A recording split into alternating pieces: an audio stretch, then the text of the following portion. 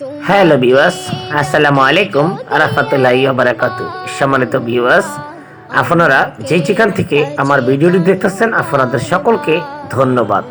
সম্মানিত ভিউয়ার্স, মহান আল্লাহ তাআলা আমাকে আগে দুটি কন্যা সন্তান দান করছেন, আল্লাহর কাছে শুকরিয়া।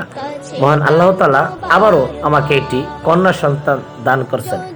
আল্লাহ তাআলার হাদিসে আছেন যে আল্লাহ ভালোবাসেন যারে আল্লাহ কন্যা সন্তান দেয় আল্লাহ তারে।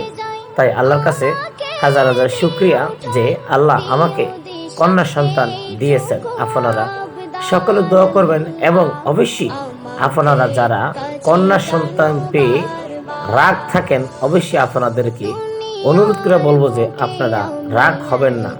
মহান আল্লাহ তাআলার কাছে বলবেন আল্লাহ সকলকে ভালো রাখার তৌফিক দান করেন।